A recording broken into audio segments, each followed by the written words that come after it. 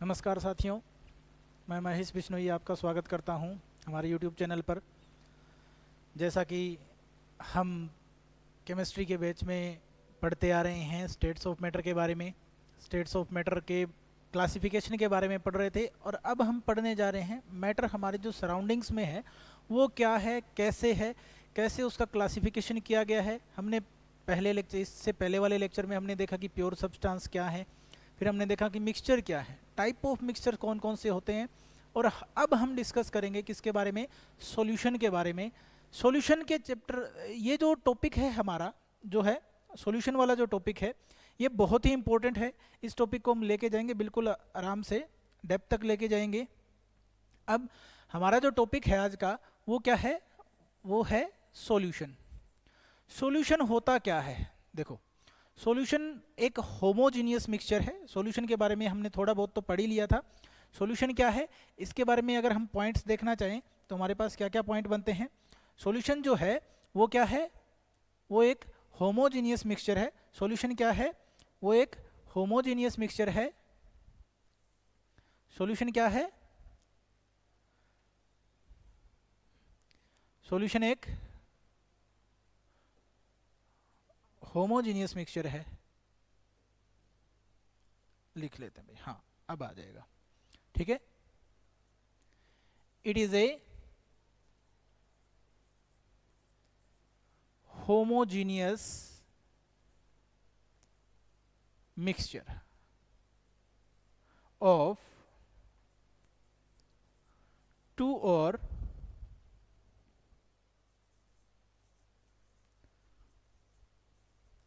more than two components। Two or more then two components का क्या है, homogeneous mixture है। सॉल्यूशन क्या है, सॉल्यूशन होमोजीनियस मिक्सचर है to or more then two components का। अब अगर हम इसके बारे में बात करें कि अगर ये होमोजीनियस मिक्सचर है तो इसके जो दो कंपोनेंट्स हैं वो क्या होंगे, जिनके बारे में हम बात करें ना, कंपोनेंट्स। तो अगर हम बात करें components of A solution,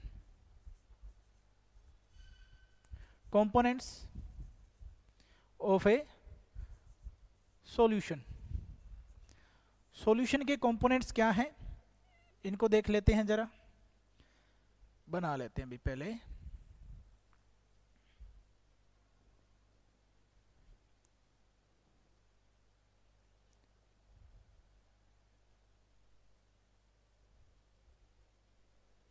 components of solution के बारे में बात करेंगे, ठीक है। कंपोनेंट्स ऑफ सॉल्यूशन के बारे में बात कर रहे हैं तो इसके कंपोनेंट्स क्या होते हैं, दो कंपोनेंट्स होते हैं। दो कंपोनेंट्स कौन से हैं देख लेते हैं, ठीक है। वो दो कंपोनेंट्स क्या हैं उनके बारे में बात करेंगे, ठीक है। उनके बारे में हम बात करने वाले हैं। दो कंपोनेंट्स जो हैं सॉल्यूशन के, उनके बारे में बात करेंगे। वो क्या है, component one and component two के बारे में बात करेंगे।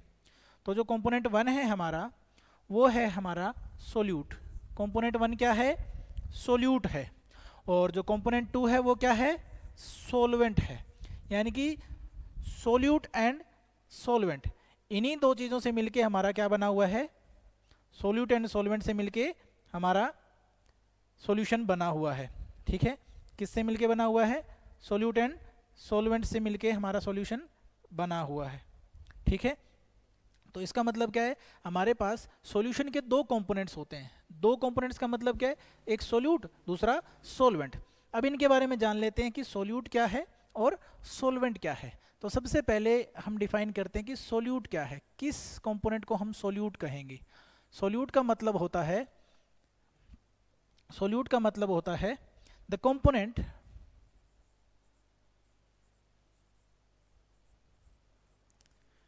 the component of a solution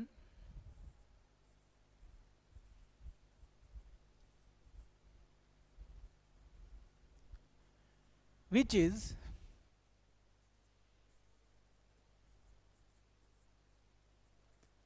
dissolved in solvent, or we can say which is present in lesser amount, lesser amount. ठीक है, तो कंपोनेंट वो कंपोनेंट सॉल्यूशन का जो सॉल्वेंट के अंदर डिजोल्व होता है या फिर जिसको जो कि कम मात्रा में प्रेजेंट होता है उसे हम क्या कहते हैं, उसे हम कहते हैं जो कि लेसर अमाउंट में प्रेजेंट होता है, लेसर अमाउंट में, उसे हम क्या कहते हैं, सोल्यूट कहते हैं। जो सेकंड हमारा कंपोनेंट है वो है हमारा सोलवेंट। वो क्या है, सोलवेंट है। अगर सोलवेंट की बात की जाए तो सोलवेंट क्या होता है देखते हैं। Solvent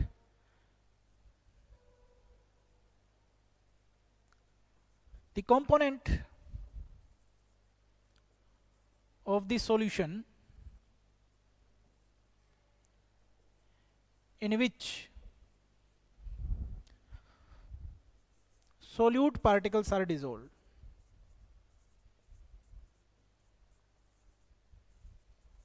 solute particles are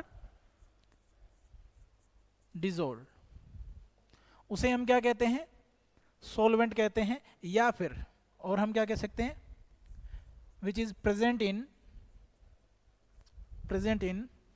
larger amount, present in larger amount, उसको हम क्या कह देते हैं, solvent कहते हैं।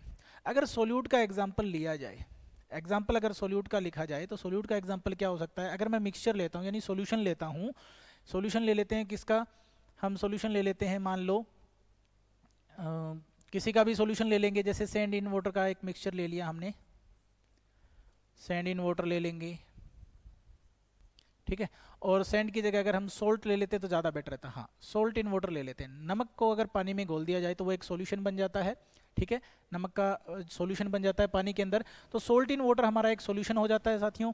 सोल्ट इन वाटर में सोल्ट जो है जो कम मात्रा में प्रेजेंट होता है या सोल्ट जिसको डिजोल्व किया गया है वो क्या हो जाता है, हमारा सोल्यूट हो जाता है। सोल्यूट क्या हो जाता है, सोल्ट हो जाता है हमारा। सोल्यूट कौन हो जाता है, सोल्ट। तो ये तो हो गया सोल्यूट। और वाटर जो जिसके अंदर सोल्ट को डिजोल्व किया है वो हो गया हमारा सोलवेंट, उसको हमने क्या कह दिया है, सोलवेंट कह दिया है। अब सोल्यूट के लिए अगर हम कहें तो सोल्यूट का मतलब क्या है, बिल्कुल सिंपल शब्दों में जिसको डिजोल्व किया जाए, जिसको डिजोल्व किया जाए वो हमारा क्या कहलाता है, सोल्यूट कहलाता है। और अगर हम सोलवेंट की बात करें, अगर हम सोलवेंट की बात करें तो सोलवेंट क्या है,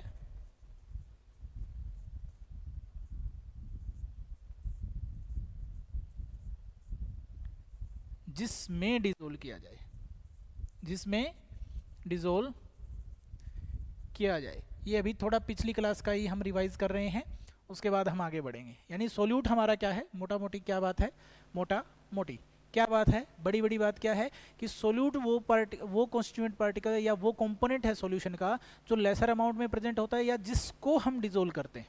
दूसरी बात, सॉल्वेंट वो कंपोनेंट है जो लार्जर अमाउंट में प्रेजेंट होता है या जिसमें डिजोल्व किया जाता है सोल्यूट को, उसको हम सॉल्वेंट कहते हैं। ठीक है, तो आगे बढ़ते हैं।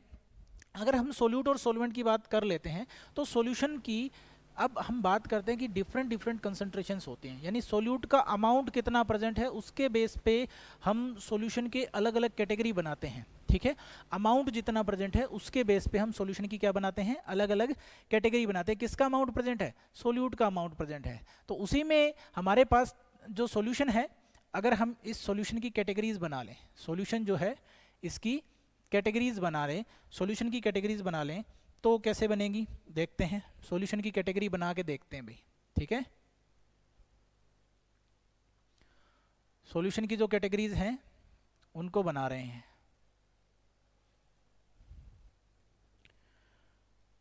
ठीक है, तो सॉल्यूशन की जो कैटेगरीज हैं उनको बनाने की कोशिश करते हैं। सॉल्यूशन की जो कैटेगरीज हैं उनमें जो पहली कैटेगरी है जिसके बारे में हम बात करेंगे, जो पहली कैटेगरी है वो क्या है, डाइल्यूट सॉल्यूशन। क्या होता है, डाइल्यूट सॉल्यूशन। डाइल्यूट सॉल्यूशन हमारी पहली कैटेगरी। दूसरी कैटेगरी है कॉन्सेंट्रेटेड सॉल्यूशन। क्या है, कॉन्सेंट्रेटेड सॉल्यूशन। ठीक है।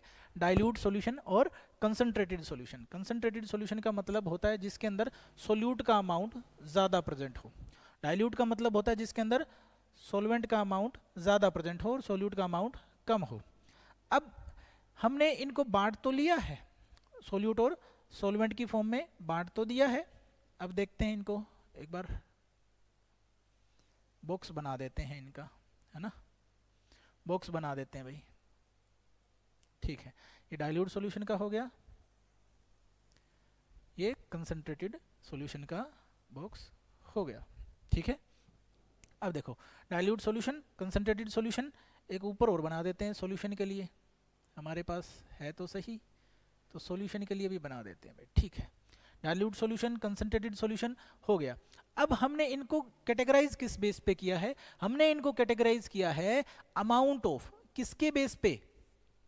अमाउंट ऑफ सोल्यूट प्रेजेंट, यानी कितना सोल्यूट का अमाउंट प्रेजेंट है उसके बेस पे हमने इसका क्या किया है, कैटेगराइजेशन किया है, या क्लासिफिकेशन कह सकते हैं, किया है। अमाउंट ऑफ सोल्यूट कितना प्रेजेंट है उसके बेस पे हमने ये क्लासिफिकेशन किया है। जैसे डाइल्यूट सॉल्यूशन का मतलब हमने कई बार देखा है लैब में लिखा होता है कि डाइल्यूट HCl, ठीक है। ऐसे ही हमने यहाँ लिखा देखा है कि कॉन्सेंट्रेटेड H2SO4, कंसंट्रेटेड H2SO4 यानी सल्फ्यूरिक एसिड, सल्फ्यूरिक अम्ल जो होता है वो कंसंट्रेटेड, यानी ये सांद्रता की बात कर रहे हैं। किसकी? कंसंट्रेशन का मतलब हम सांद्रता की बात करते हैं। सांद्रता का मतलब क्या होता है कि कितना उसमें सोल्यूट का अमाउंट प्रेजेंट है। ठीक है, तो अभी इसी को हम डिफाइन करने जा रहे हैं कि अब जो टर्म हम यूज कर रहे हैं अमाउंट ऑफ सोल्यूट के ऊपर, जो बेस टर्म है वो है कॉन्सेंट्रेशन। क्या है? Concentration. Concentration of A solution क्या होती है? ठीक है, कॉन्सेंट्रेशन ऑफ ए सॉल्यूशन को हम डिफाइन करने जा रहे हैं। Concentration of A solution, solution की कॉन्सेंट्रेशन को हम डिफाइन करने जा रहे हैं। तो क्या डेफिनेशन होगी भाई, देखते हैं। कंसंट्रेशन ऑफ सॉल्यूशन क्या होती है? It is the amount of solute, it is the amount of solute present, और हम कह सकते हैं dissolve, amount of solute present और डिजोल्व इन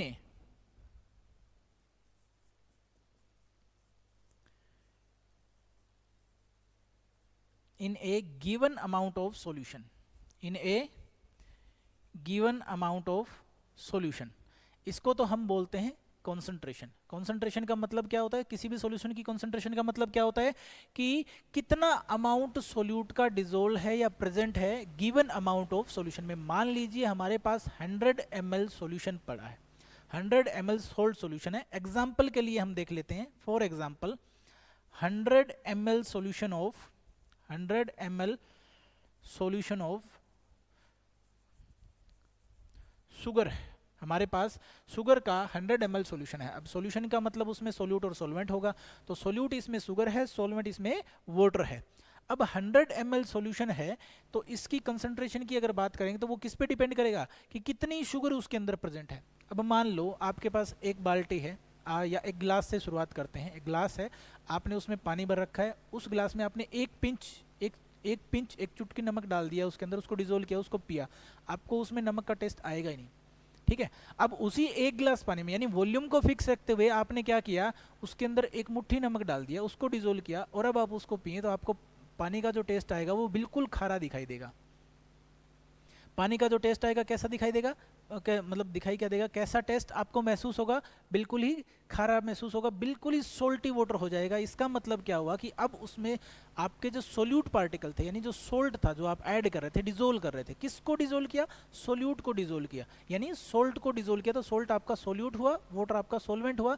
तो जब उसको डिजोल्व किया तो जैसे जैसे आपने सोल्यूट का अमाउंट बढ़ाया, आपका जो सोल्यूशन है उसकी उसके अंदर सोल्यूट की प्रॉपर्टीज ज़्यादा आने लगी, यानी सोल्यूट अपना करेक्टर दिखा रहा था। जितना ज़्यादा सोल्यूट का अमाउंट होगा उतना ही कंसंट्रेटेड सॉल्यूशन माना जाएगा, और जितना कम अमाउंट सोल्यूट का प्रेजेंट होगा, और वाइस वर्सा, यानी उल्टा, जितना ज़्यादा अमाउंट सॉल्वेंट का प्रेजेंट होगा उतना ही डाइल्यूट सॉल्यूशन कहा जाएगा। तो इसका मतलब हम कंसंट्रेशन से समझ गए कि कंसंट्रेशन होती क्या है। तो डाइल्यूट सॉल्यूशन और कंसंट्रेटेड सॉल्यूशन की अब हम बात कर लेते हैं। तो पहला हमारे पास है डाइल्यूट सॉल्यूशन। पहला क्या है? Dilute solution.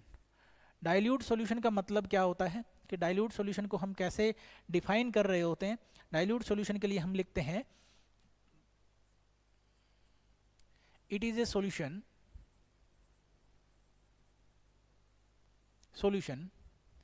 in which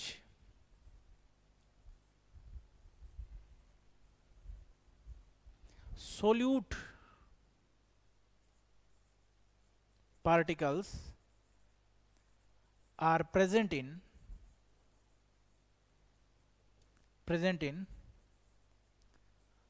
lesser amount as compared to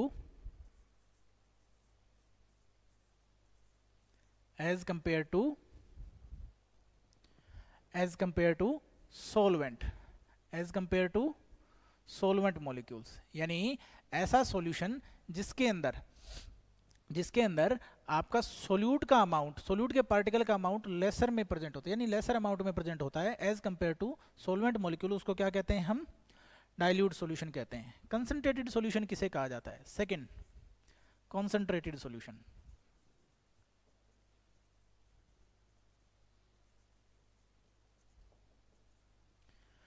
concentrated solution किसे कहा जाता है? कॉन्सेंट्रेटेड सॉल्यूशन होता है, एक मिनट,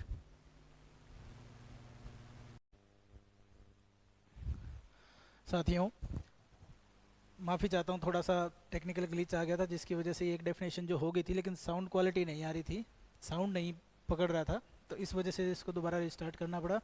ठीक है, तो हम बात कर रहे थे कॉन्सेंट्रेटेड सॉल्यूशन के बारे में। कंसंट्रेटेड सॉल्यूशन क्या होता है? ये ऐसा सॉल्यूशन होता है, it is a solution in which solute particles are present in larger amount as compared to solvent molecules. यानी सोल्यूट पार्टिकल लार्जर अमाउंट में प्रेजेंट होते हैं as compared to solvent molecule. Solvent के मुकाबले सोल्यूट ज़्यादा होंगे तो सॉल्यूशन हमारा कैसा कहलाएगा? कंसंट्रेटेड कहलाएगा। कहने का मतलब क्या कि आप एक ग्लास पानी का लें, उसके अंदर एक पिंच नमक का डिजोल्व कर लें और उसको पिए। आप जब सिप लेंगे तो आपको नमक का उसमें कोई टेस्ट ही नहीं आएगा, लेकिन वहीं अगर आप सेम अमाउंट ऑफ वाटर में, यानी उसी एक गिलास पानी में एक मुट्ठी नमक डाल दें और फिर उसको डिजोल्व करके पिएंगे, तो अब चूंकि पहले के मुकाबले क्या है, सोल्यूट का अमाउंट ज़्यादा है, तो हमें टेस्ट आएगा किसका? सोल्ट का आएगा। तो ऐसे सोल्यूशन को हम कहते हैं कंसंट्रेटेड सोल्यूशन, जिसमें सोल्यूट का अमाउंट ज़्यादा होता है। ठीक है, तो नेक्स्ट जो है हमारा कंसंट्रेटेड सोल्यूशन के बाद में हम बात करते हैं कि सैचुरेटेड सॉल्यूशन क्या होता है? सैचुरेटेड सॉल्यूशन क्या होता है? सैचुरेटेड सॉल्यूशन के बारे में बात करेंगे कि सैचुरेटेड सॉल्यूशन होता क्या है। सैचुरेटेड सॉल्यूशन के बारे में अगर हम बात करें तो इसका मतलब है कि when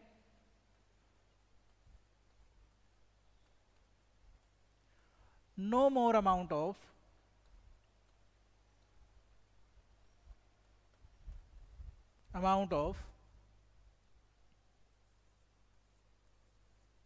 solute can be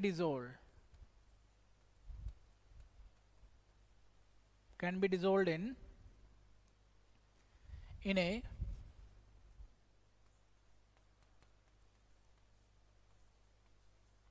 given amount of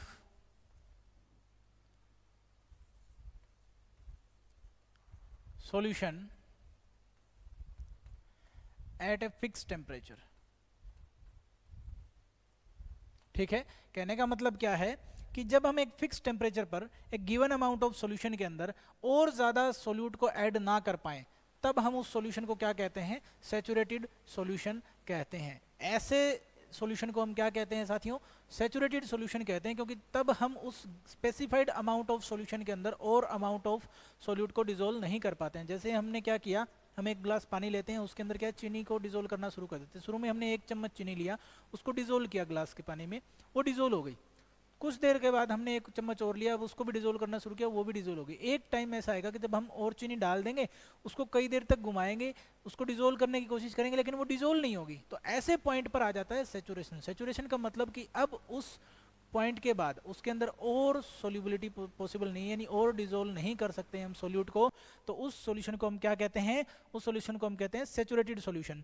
तो उसके बाद हमारे पास एक कॉन्सेप्ट आता है जो अभी वर्ड मैंने बोला, जिसको बोलते हैं सोल्यूबिलिटी। क्या होती है सोल्यूबिलिटी ऑफ ए सॉल्यूशन, क्या होती है किसी भी सॉल्यूशन में उसकी सोल्यूबिलिटी क्या होती है, किसी भी सोल्ट की सोल्यूबिलिटी क्या है। सोल्यूबिलिटी का मतलब होता है कि कितना अमाउंट ऑफ सोल्यूट डिजोल्व किया जा सकता है गिवन अमाउंट ऑफ सॉल्यूशन के अंदर, ठीक है।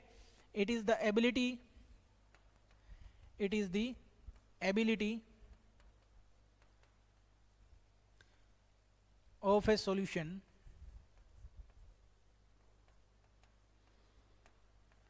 to dissolve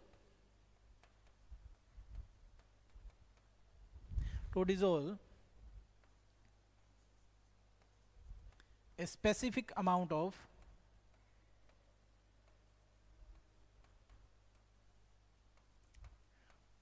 solute in itself। Solubility क्या होती है, ये उस सॉल्यूशन की एबिलिटी है to dissolve a specific amount of solute in itself. यानी सोल्यूबिलिटी का मतलब क्या कि कितना अमाउंट उसमें डिजोल्व किया जा सकता है, वही उसकी क्या होती है, सोल्यूबिलिटी। अब मान लो एक ग्लास पानी में कितना नमक घोला जा सकता है, वो मैक्सिमम अमाउंट जिसके बाद सेचुरेशन आ जाए, उस सेचुरेशन से पहले पहले का जितना भी अमाउंट डिजोल्व किया जा सकता है, वही उसकी क्या कहलाती है, सोल्यूबिलिटी कहलाती है। सोल्यूबिलिटी का मतलब होता है घुलनशीलता। सोल्यूबिलिटी को क्या कहते हैं, घुलनशीलता कहा जाता है। क्या कहा जाता है, घुलनशीलता कहा जाता है सोल्यूबिलिटी को, इसे कहा जाता है घुलनशीलता, ठीक है। उसके बाद हम बात करते हैं, नेक्स्ट हमारे पास क्या है कि जो कॉन्सेंट्रेशन है किसी भी सॉल्यूशन की, उसको किस टर्म में रिप्रेजेंट करना चाहिए। यानी डाइल्यूट और कंसंट्रेटेड सॉल्यूशन को पढ़ने के बाद हमारे पास ऐसे भी सॉल्यूशंस होते हैं जिनकी कंसंट्रेशन को हम रिप्रेजेंट करते हैं अलग अलग मेथड से, अलग अलग तरीके से। तो हम रिप्रेजेंट करेंगे, अब हम रिप्रेजेंट करना सीखेंगे रिप्रेजेंटेशन ऑफ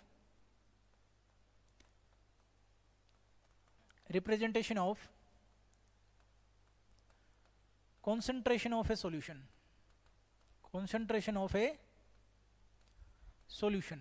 किसी सॉल्यूशन की कंसंट्रेशन को कैसे रिप्रेजेंट किया जा सकता है, अभी हम उसके बारे में बात करेंगे। किसी सॉल्यूशन की कंसंट्रेशन को कैसे रिप्रेजेंट किया जा सकता है, हम उसके बारे में बात करेंगे, ठीक है। अब देखो, कंसंट्रेशन की बात करें तो सबसे पहला जो तरीका होता है, सबसे जो पहला मेथड होता है, वो होता है मास बाई मास परसेंट, ठीक है। मास बाई मास परसेंट सॉल्यूशन, इसको हम m बाई एम भी कह देते हैं, m by M percentage solution बोल देते हैं। तो mass by mass percent solution कैसे निकाला जाता है, इसके बारे में बात करते हैं। तो हम इसको कैसे निकाल सकते हैं, मास बाई मास परसेंट सॉल्यूशन कैसे निकाला जाता है, किसी भी सॉल्यूशन का मास बाई मास परसेंट कंसंट्रेशन कैसे निकाली जाती है, देखते हैं। देखो, इसका फॉर्मूला होता है, सिंपल सी बात है, mass of solute, mass of solute divide by में total mass of solution, total mass of solution into में या मल्टीप्लाइड बाई 100। तो परसेंटेज निकालने के लिए हमें 100 से मल्टीप्लाई करना पड़ेगा, मास of solute total mass of solution. अब हमारे पास मान लीजिए क्वेश्चन है, क्वेश्चन क्या कहता है, क्वेश्चन ये कहता है कि हमारे पास 5 ग्राम सोल्यूट है, 5 ग्राम शुगर है, 5 ग्राम शुगर है, ठीक है, इन ए सॉल्यूशन ऑफ 100 ग्राम, ठीक है। 100 ग्राम में 5 ग्राम शुगर है, 100 ग्राम सॉल्यूशन के अंदर 5 ग्राम शुगर है। तो सॉल्यूशन का टोटल मास बता दिया हमें कितना, 100 ग्राम, और शुगर का मास कितना, 5 ग्राम। तो मास बाई मास परसेंट कितना आ जाएगा, मास of solute 5 gram, mass of solution कितना 100 ग्राम, इनटू में कितना हो जाएगा 100। तो परसेंटेज कितना आएगा, मास बाई मास परसेंट आया 5% हमारा आंसर रहेगा। 5% क्या रहेगा, हमारा आंसर रहेगा। नेक्स्ट पे चलते हैं। नेक्स्ट जो टर्म है जिसको हमें रिप्रेजेंट करना है वो क्या है, नेक्स्ट जो टर्म है साथियों जिसके बारे में हमें सीखना है वो क्या है, नेक्स्ट है, सेकंड जो है वो है मास बाई वॉल्यूम परसेंट। क्या है, mass by volume percent, mass by volume percent है, ठीक है।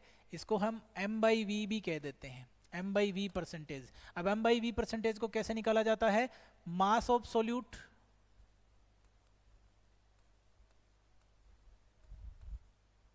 Mass of solute divide by total volume of solution, total volume of solution. यानी कि पहले हमने क्या लिया था, मास बाई मास, और अब हम क्या कर रहे हैं, मास बाई वॉल्यूम परसेंटेज निकाल रहे हैं और मल्टीप्लाइड बाई 100। सेम तरीका रहेगा, बस फर्क कितना है कि मास बाई वॉल्यूम में मास of solute divide by total volume of solution रहता है, डिवाइड बाई क्या रहता है, टोटल वॉल्यूम ऑफ सॉल्यूशन रहता है। इसके बाद हमारे पास थर्ड जो मेथड होता है, थर्ड होता है volume by volume percentage, volume by volume percent होता है, वॉल्यूम बाई वॉल्यूम परसेंट होता है। अगर इसके बाद बारे में बात करें तो v बाई वी परसेंट हम कैसे निकालते हैं, v बाई वी परसेंटेज कैसे निकाली जाएगी, तो इसमें हम लिखेंगे वॉल्यूम ऑफ सोल्यूट। जब हमारे ये कब लागू होता है, ये तब लागू होता है जब सोल्यूट और सोलवेंट दोनों क्या हो, लिक्विड फेज में हो। जब सोल्यूट और सोलवेंट क्या हो, दोनों लिक्विड फेज में हो, तो volume of solute divide by में total volume of solution, total volume of solution, यानी कितनी टोटल वॉल्यूम है सॉल्यूशन की, और इनटू में क्या कर देंगे हम, 100 से मल्टीप्लाई कर देंगे। ये है हमारे पहले तीन तरीके कंसंट्रेशन टर्म को रिप्रेजेंट करने के। अब तीसरे तरीके की तरफ बढ़ते हैं साथियों, देखते हैं इसमें क्या होता है। ये थोड़ा सा सोफिस्टिकेटेड है, थोड़ा सा मुश्किल है, जिसके लिए पहले हमें क्या पढ़ना पड़ेगा, पहले हम पढ़ते हैं कॉन्सेप्ट जिसको कहते हैं नंबर ऑफ मोल्स, यानी हमें मोल के बारे में जानना है, नंबर ऑफ मोल्स के बारे में जानना है। नंबर ऑफ मोल्स कैसे निकाले जाते हैं, क्या होते हैं मोल जो है, मोल क्या होता है, मोल का मतलब है साथियों कि मोल है अमाउंट ऑफ सब्सटेंस को रिप्रेजेंट करने की यूनिट। मोल का मतलब क्या है, अमाउंट ऑफ सब्सटेंस को जो रिप्रेजेंट किया जाता है केमिस्ट्री के अंदर, वो मोल में रिप्रेजेंट किया जाता है। ये वेट मास इसमें नहीं, अमाउंट ऑफ सब्सटेंस को किस में रिप्रेजेंट करेंगे, मोल में रिप्रेजेंट करेंगे। और मोल को लिखा कैसे जाता है, इसको डिनोट करते हैं एन से, स्मॉल एन से इसको डिनोट करते हैं। तो नंबर ऑफ मोल्स कैसे निकाला जाए, इसका फॉर्मूला क्या रहेगा, यानी नंबर ऑफ मोल्स का आपके पास फॉर्मूला क्या रहेगा, इसके बारे में बात करेंगे। नंबर ऑफ मोल्स यानी कि एन की वैल्यू क्या रहेगी, ये होता है गिवन मास, यानी जो मास आपको गिवन है, गिवन मास बाई में मोलर मास। अब एक कॉन्सेप्ट और आ गया हमारे पास, मोलर मास क्या होता है, गिवन मास बाई में मोलर मास। अब गिवन मास और मोलर मास के बारे में हमें कॉन्सेप्ट समझ में आना चाहिए। नंबर ऑफ मोल्स कैसे निकलेंगे, given mass divide by molar मास। अब इसके साथ हम देखते हैं कि ये मोलर मास का कॉन्सेप्ट क्या होता है, इसके बारे में जान लेते हैं। अब मोलर मास क्या होता है, किसी भी सब्सटेंस का मोलर मास हम कैसे निकालते हैं, तो मोलर मास इक्वल टू होता है sum of atomic masses of, atomic masses of all the elements, all the atoms, sorry, all the atoms present in a molecule or compound, present in a molecule or compound। ठीक है, तो क्या होता है molar mass का मतलब क्या होता है, जितने भी आपके पास एटॉमिक मास हैं उन सब का सम कर देना होता है आपको। जितने भी एटम्स हैं उन सब के एटॉमिक मासेस का क्या कर देना होता है, सम कर देना होता है। वो आपका क्या होता है, मोलर मास होता है। जितने भी एटॉमिक मासेस हैं उनका हमें क्या कर देना होता है, सम कर देना होता है। वो क्या कहलाता है, हमारा मोलर मास कहलाता है। तो मोलर मास अगर हम निकालना चाहें किसी का, मान लो हमें NaOH का मोलर मास निकालना है, NaOH का मोलर मास निकालना है, तो सोडियम का एटॉमिक मास होता है 23 ग्राम। सोडियम का एटॉमिक मास कितना होता है, 23 ग्राम। और ऑक्सीजन का एटॉमिक मास कितना होता है, 16 ग्राम। हाइड्रोजन का एटॉमिक मास कितना होता है, 1 ग्राम। तो टोटल मोलर मास का मतलब अब पूरे मॉलिक्यूल का मास कितना आ गया, 40 ग्राम। तो मोलर मास ऑफ NaOH कितना आया, 40 ग्राम आया। अब हम देखते हैं हमारे पास नेक्स्ट जो है कि कितना हम कर सकते हैं मोलर मास के साथ, हम नंबर ऑफ मोल्स कैसे कैलकुलेट करेंगे। क्वेश्चन मान लेते हैं कि हमारे पास एक क्वेश्चन है, हमें 4 ग्राम ऑफ NaOH दिया है।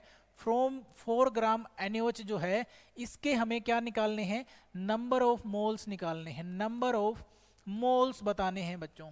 ठीक है, नंबर ऑफ मोल्स कितने रहेंगे, 4 ग्राम ऑफ NaOH के अंदर कितने नंबर ऑफ मोल्स रहेंगे। तो नंबर ऑफ मोल्स का फॉर्मूला क्या होता है, N इज इक्वल टू में क्या होगा, given mass by molar mass रहेगा।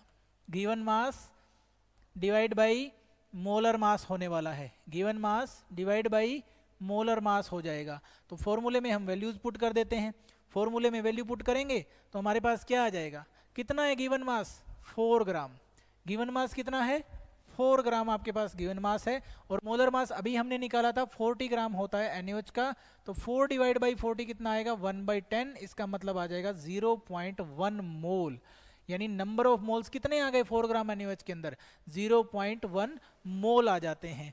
ठीक है, इसके बाद हमारे पास आता है नेक्स्ट जो है हमारा कंसंट्रेशन टर्म है, उसको हम रिप्रेजेंट करते हैं किससे, उस रिप्रेजेंटेशन करना है उसका, वो टर्म है हमारी mole fraction. Number of mole सीख लिए, अब हम मोल फ्रैक्शन सीखेंगे। तो मोल फ्रैक्शन जो होता है उसको x से रिप्रेजेंट किया जाता है। ठीक है, मोल फ्रैक्शन को किससे रिप्रेजेंट करते हैं हम, x से रिप्रेजेंट करते हैं। इसका मतलब क्या होता है, ये रेशियो है, क्या है, it is the ratio of number of moles of a component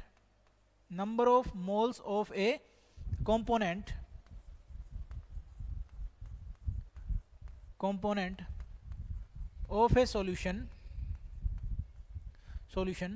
to the total number of moles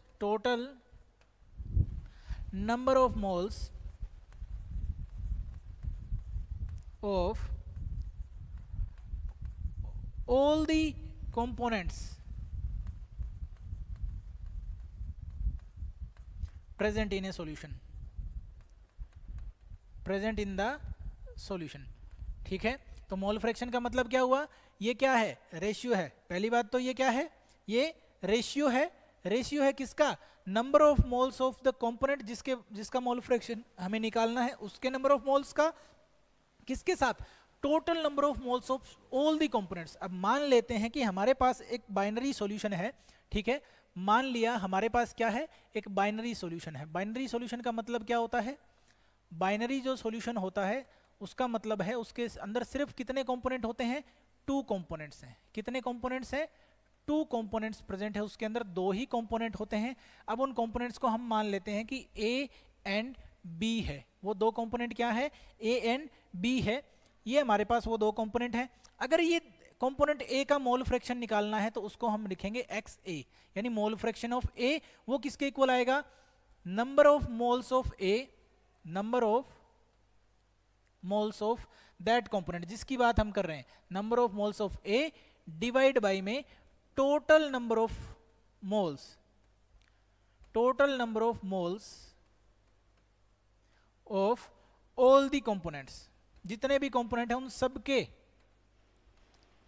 total number of moles की बात करेंगे। तो इसका मतलब अगर मैं फॉर्मूला लिखना चाहूं तो क्या हो जाएगा, implies that XA is equal to में क्या रहेगा, number of moles of A, अब कंपोनेंट कितने हैं, 2 ही हैं, divide by total number of moles, यानी Na डिवाइड बाई Nb। तो ये है मोल फ्रैक्शन ऑफ, ये है हमारे पास मोल फ्रैक्शन ऑफ A का formula, mole fraction of A का फॉर्मूला। अगर ऐसे ही हम mole fraction of B component निकालें तो कैसे आएगा, Nb यानी number of moles of B divide by total number of moles, यानी number of moles A plus में नंबर ऑफ मोल्स B।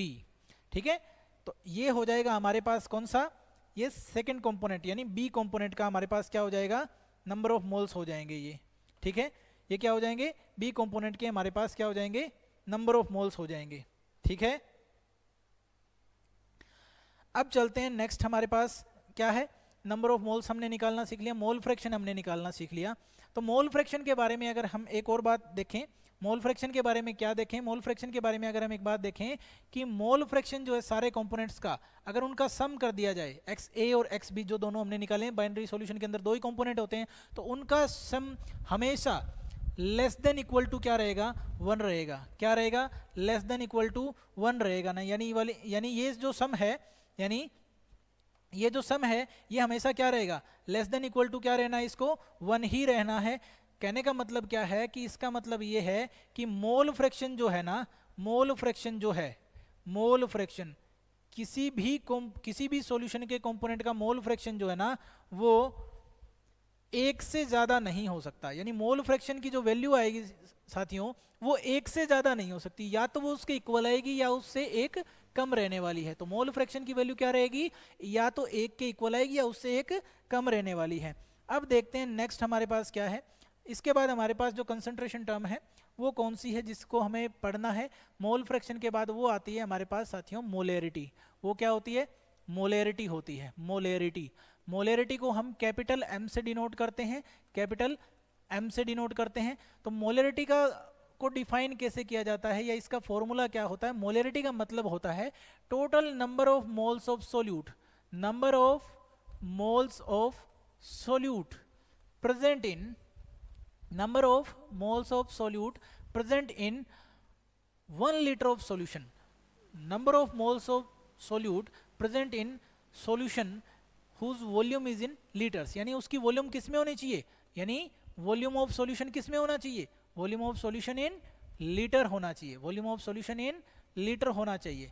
इसका मतलब क्या है कि मोलरिटी का मतलब क्या होता है कि number of moles of solute present in unit volume of A solution, यानी उसके 1 लीटर में कितने नंबर ऑफ मोल्स हमारे पास प्रेजेंट है वही उसकी क्या रहेगी, मोलरिटी रहेगी। तो मोलरिटी की यूनिट क्या होती है, यूनिट की अगर हम बात कर लें मोलरिटी की यूनिट, ऐसा ही यूनिट क्या होगी, unit of molarity, unit of M क्या रहने वाली है, नंबर ऑफ मोल्स की यूनिट क्या होती है, मोल, और वॉल्यूम किस में है, लीटर में। तो इसका मतलब मैं क्या लिख सकता हूं कि मोल पर लीटर, मोल पर लीटर क्या रहने वाली है, यूनिट रहने वाली है किसकी, मोलेरिटी की। मोल पर लीटर क्या रहने वाली है, मोलेरिटी की यूनिट रहने वाली है साथियों, इस बात को ध्यान रखना, क्या है, मोल पर लीटर यूनिट रहने वाली है किसकी, मोलेरिटी की यूनिट रहने वाली है। ठीक है, तो इसके बाद हमारे पास जो नेक्स्ट है, नेक्स्ट कंसंट्रेशन टर्म जो है हमारे पास वो क्या है, नेक्स्ट कंसंट्रेशन टर्म जो है वो है हमारे पास मोलेलिटी। वो क्या है, मोलेलिटी है, क्या है, मोलेलिटी है। एक तो रीटी है और दूसरी लिटी है। ठीक है, मोलेलिटी को स्मॉल एम से डिनोट किया जाता है, मोलेलिटी को किससे डिनोट किया जाता है, स्मॉल एम से डिनोट किया जाता है। मोलेलिटी का फॉर्मूला क्या होता है या मोलेलिटी की डेफिनेशन क्या होती है, इसका मतलब होता है कि number of moles of solute, number of moles of solute present in, number of moles of solute, number of moles of solute, sorry, number of moles of solute present in 1 kilogram. ठीक है, 1 kilogram of solvent, number of moles of solute present in 1 kilogram of solvent. चलो ये लगा लेते हैं आज ना, इसका यूज कर लेते हैं। ठीक है, number of moles of solute present in 1 kilogram of solvent, यानी मास ऑफ सोलवेंट इन किस में दिया होना चाहिए, mass of solvent in kilogram होना चाहिए, mass of solvent in kilogram होना चाहिए। तो अगर हम इसकी यूनिट लिखना चाहें, अगर हम इसकी यूनिट पता करना चाहें कि यूनिट क्या होगी, तो यूनिट जो होगी वो क्या होगी, अब नंबर ऑफ मोल्स की यूनिट क्या होती है, मोल, और हमारे पास मास ऑफ सोलवेंट क्या है, किलोग्राम के अंदर है। तो इसका मतलब मोल पर केजी क्या होगी, इसकी यूनिट रहने वाली है, किसकी यूनिट है, यूनिट है किसकी, यूनिट ऑफ मोलेलिटी। मोलेलिटी की यूनिट क्या है, मोल पर केजी है। अब इन दोनों के बीच में एक छोटा सा डिफरेंस होता है, इन दोनों ही टर्म्स के बीच में एक छोटा सा डिफरेंस होता है। वो छोटा सा डिफरेंस क्या होता है साथियों, उसके बारे में जानते हैं। वो डिफरेंस ये होता है कि मोलेरिटी जो है वो टेम्परेचर डिपेंडेंट होती है, यानी टेम्परेचर का उस पर सीधा सीधा असर पड़ता है। टेम्परेचर घटने बढ़ने के साथ मोलेरिटी चेंज होती है, यानी मोलेरिटी को हम क्या कह सकते हैं, टेम्परेचर डिपेंडेंट कह सकते हैं। क्या कह सकते हैं, टेम्परेचर डिपेंडेंट कह सकते हैं। और ये फेवरेट क्वेश्चन अभी बहुत बार पूछा जा चुका है, बोर्ड एग्जाम में भी पूछा जा चुका है, हर टाइप के सीबीएसई में, एचबीएसई में, हर बोर्ड एग्जाम का ये क्वेश्चन होता है, नीट जेई का क्वेश्चन होता है। बनता ही है सीधा कि मोलेरिटी और मोलेलिटी में से कौन टेम्परेचर डिपेंडेंट है या नहीं है, उसके बारे में बात करते हैं। तो मोलेरिटी क्या होती है, टेम्परेचर डिपेंडेंट होती है, जबकि मोलेलिटी जो होती है वो टेम्परेचर इंडिपेंडेंट होती है। इसके ऊपर टेम्परेचर का कोई फर्क नहीं पड़ता, टेम्परेचर इंडिपेंडेंट होती है। इंडिपेंडेंट, टेम्परेचर इंडिपेंडेंट कौन होती है, ये होती है हमारी मोलेलिटी। मोलैरिटी क्या होती है? टेम्परेचर इंडिपेंडेंट होती है, जबकि टेम्परेचर डिपेंडेंट कौन होती है? मोलैरिटी। ऐसा क्यों? क्योंकि मोलैरिटी में क्या आ जाती है? वॉल्यूम आ जाती है, और वॉल्यूम क्या होती है? वो टेम्परेचर के साथ चेंज हो सकती है। इसीलिए मोलैरिटी तो टेम्परेचर डिपेंडेंट होती है एंड मोलैरिटी टेम्परेचर डिपेंडेंट नहीं होती है। तो इसी के साथ आज का हमारा लेक्चर यहीं ख़त्म होता है। हमेशा हमारे साथ जुड़े रहिए ताकि हम आपके लिए ऐसे ही और लेक्चर्स, वीडियो लेक्चर्स लेके आएँ। और चैनल को सब्सक्राइब करना मत भूलिएगा, वीडियो को ज़्यादा से ज़्यादा शेयर करें ताकि सब लोगों तक ये वीडियो पहुंच चुके। जितने भी एस्पिरेंट्स हैं आप तैयारी करना शुरू कर दीजिए, क्योंकि न्यूज़ यही आई है आपके लिए कि अक्टूबर के मंथ में, यानी इसी मंथ में आपका नोटिफिकेशन रिलीज हो जाएगा एच स्टेट के लिए। और पॉसिबिलिटी यही है कि नवंबर एंड या दिसंबर 15 तक आपका एच स्टेट का एग्ज़ाम इस साल होगा। तो तैयारी शुरू कर दीजिए और हमारे साथ बने रहिए। Thank you.